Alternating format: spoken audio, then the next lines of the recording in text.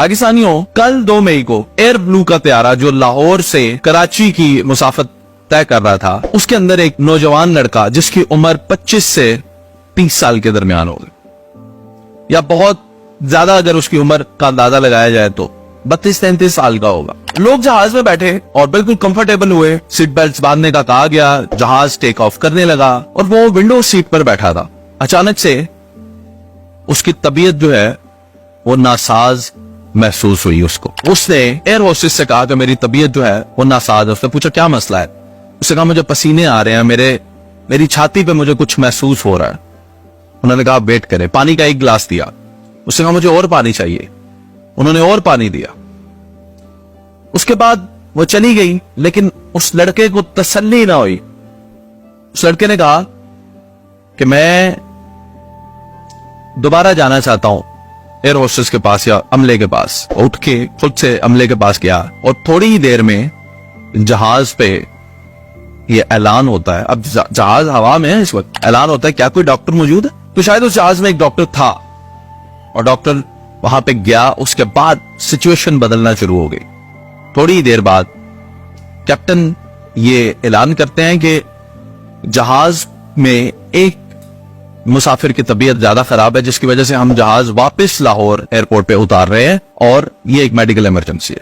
ये कहना था, जहाज मुड़ता है और जहाज जो है वो दोबारा लाहौर एयरपोर्ट की तरफ उतरता है।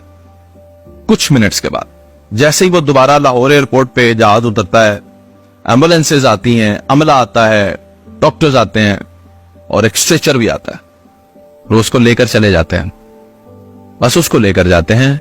उसके बाद दोबारा से जहाज अपनी मंजिल के लिए रवाना हो जाता है और फिर ये पता चलता है कि वो जो शख्स था वो एक्सपायर हो चुका है। वो किस काम के लिए जा रहा था, कौन था, ये तो ज्यादा तफसीलात मेरे पास नहीं है, लेकिन ये तफसीलात कंफर्म है कि वो लड़का इंतकाल कर गया।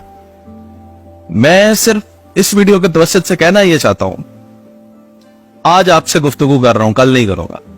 आज आप मुझे देख रहे हैं, कल नहीं देखेंगे, लेकिन क्यों ना कुछ ऐसी यादें छोड़ जाएं, क्यों ना कुछ ऐसे काम कर जाएं कि रहती दुनिया तक लोग हमें याद करें। मैं साबिक चीफ जस्टिस अनवारुल हक साहब से मिला। उन्होंने मुझे 2-4 बातें कही, रोंगटे खड़े हो। उन्होंने कहा क्या कभी कैंसर का पेशेंट जिसको पता है कि मैं 1 महीने बाद मर जाऊंगा, वो किसी को गाली देगा? वो किसी का माल खाएगा? वो किसी से झूठ बोलेगा? वो किसी का नुकसान करेगा? क्या हराम कमाएगा? कोई गुनाह का काम नहीं करेगा। क्यों? क्योंकि उसे पता है कि मैं इस टाइम फ्रेम के अंदर मर जाऊंगा। नाज़रीन, क्या मैं और आप ये नहीं जानते हम इस टाइम फ्रेम के अंदर मर जाएंगे? हम भी जानते हैं कि ज्यादा से ज्यादा हमारी क्या उम्र है। सिर्फ हमें मौत याद नहीं, अल्लाह का डर याद नहीं। अल्लाह से डरना है और मौत को याद करना।